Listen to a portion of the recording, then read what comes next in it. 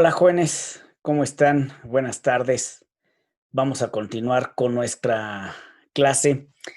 Y bueno, ya en alguna sesión anterior tuvimos la oportunidad de ver cómo se conforma este Estado de Derecho y también cuáles son las características, los principios y los fines que persigue este Estado de legalidad.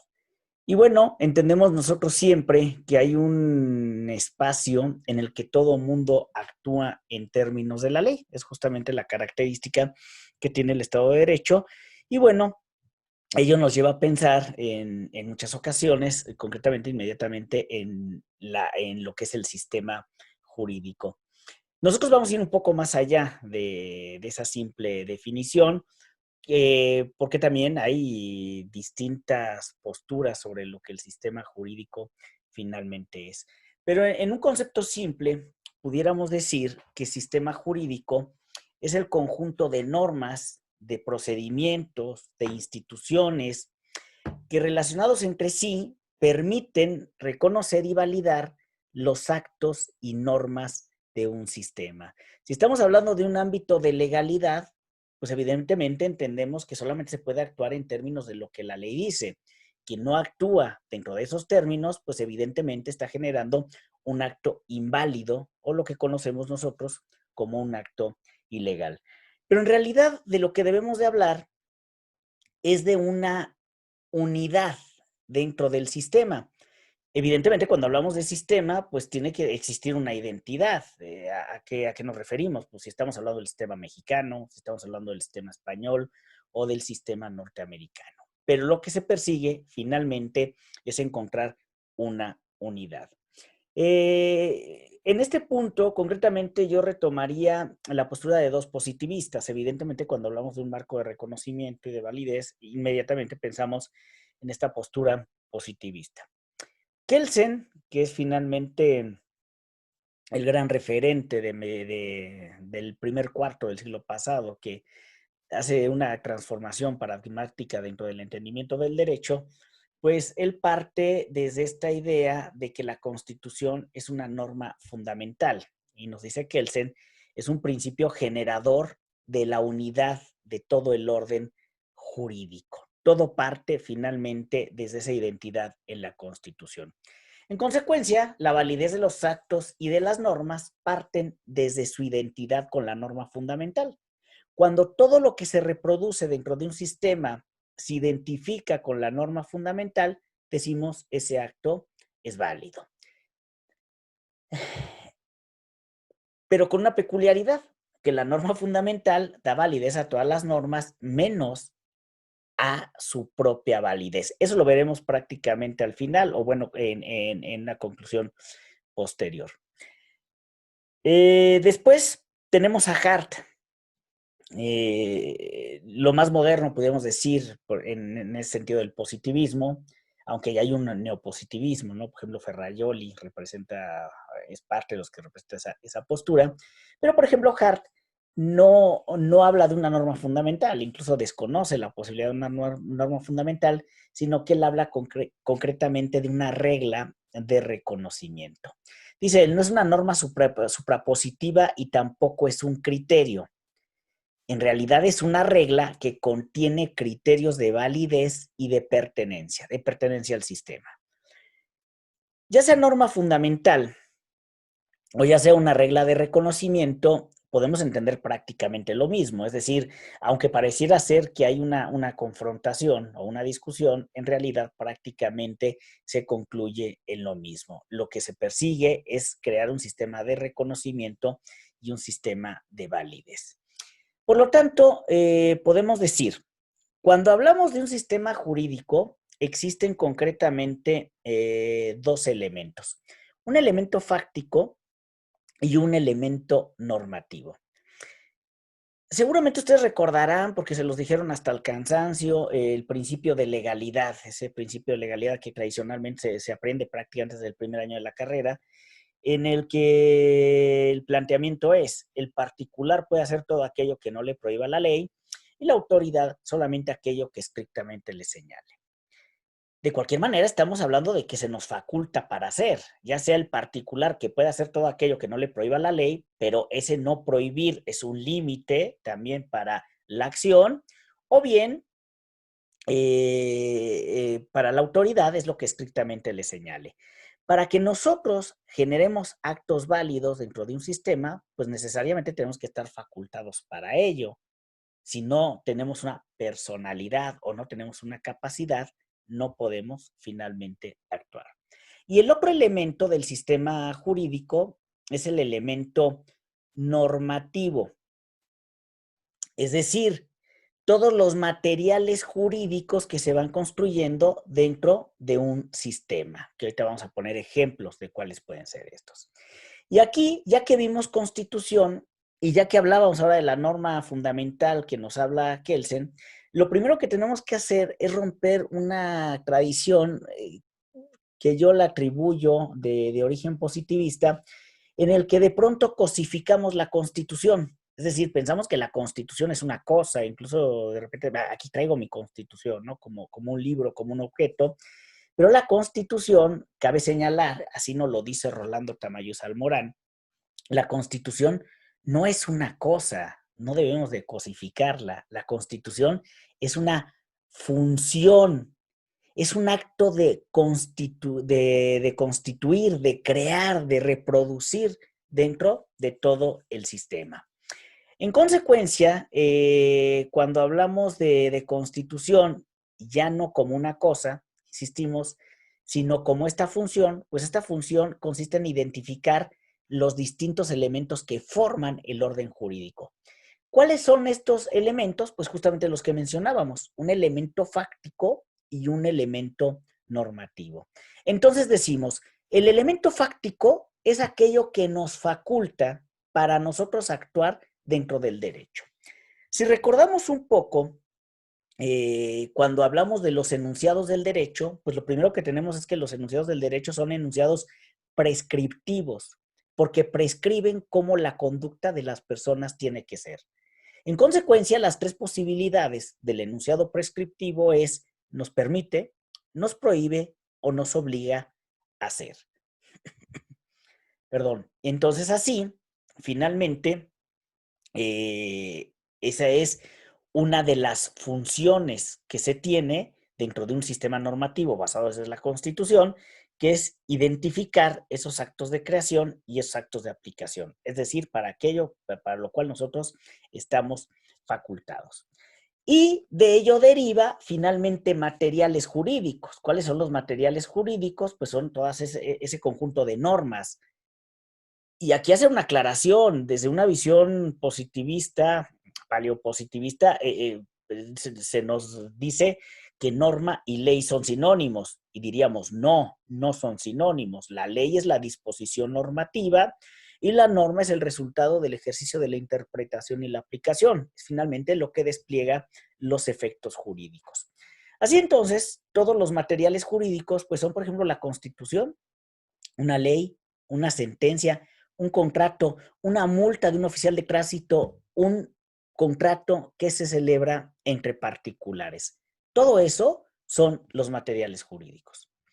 Y para que nosotros pudiéramos tener mayor claridad, vamos a hacer la representación de una cadena, vamos a hacer la representación de una cadena normativa sencilla, que mucha de la idea de cadena normativa es esta representación que nos hace Joseph Raz cuando habla de la obra de Kelsen.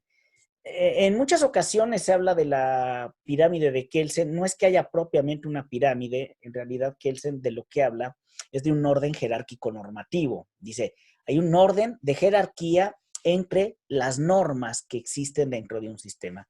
Por eso muchas veces viene esa representación, ¿no? En el que se ponía la Constitución, debajo la ley general, a la par las leyes federales y estatales, y desde ahí se desencadenaban todas las normas de un sistema. De lo que estamos hablando en realidad es de una cadena, es de un ámbito jerárquico normativo, normas superiores a otras. Y nosotros para hacer esta representación diríamos que de toda norma deriva otra norma. Pero para que derive esa norma, primero tiene que existir un acto que derivado de su aplicación nos lleva a la norma. Es decir, en una representación simple decimos, de una norma 1 se faculta a la realización del acto 1, cuya aplicación deriva en la norma 2.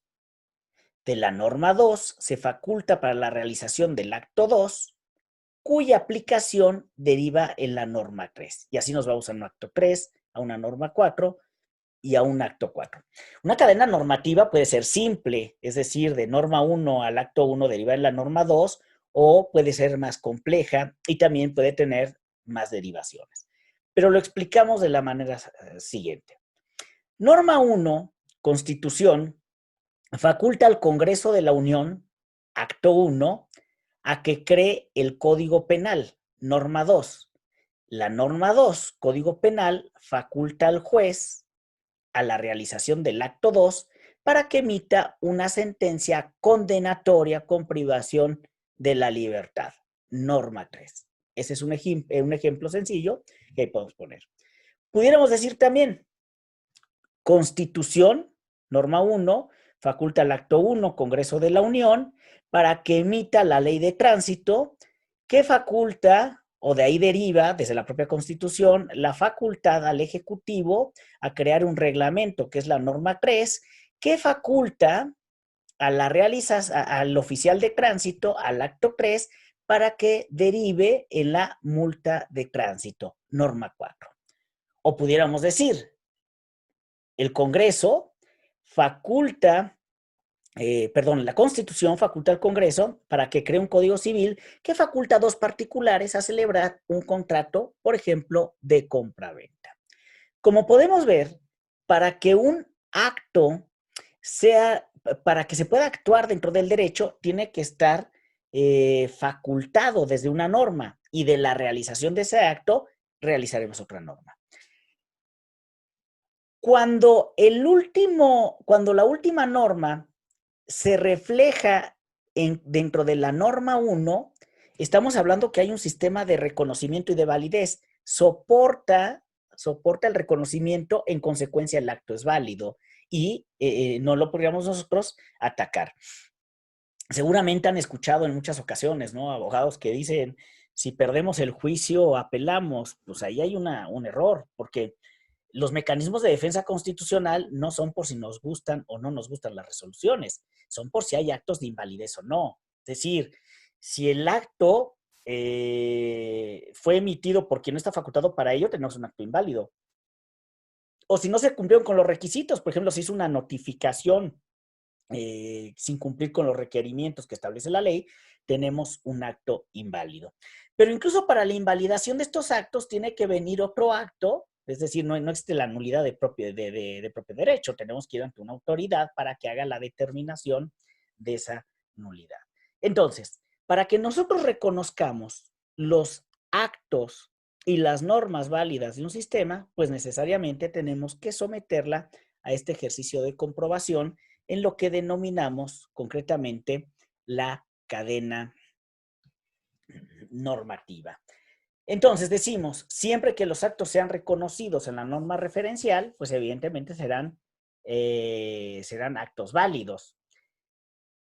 Esto también nos lleva a temas que veremos más adelante, como es el tema de la interpretación, porque además se presume que un sistema jurídico pues es completo y es congruente, es decir, todas las posibilidades se encuentran dentro del sistema jurídico en cada una de sus normas, y además que es congruente porque no puede haber confrontación. Incluso sostiene Guastini que, que las disposiciones normativas o en el sistema no es que exista propiamente lagunas ni antinomias, sino que estas son creadas más bien por el intérprete cuando por medio de la aplicación genera una norma que se confronta con otra o bien que omite señalar algo, sancionar algo o clasificar deontológicamente un hecho.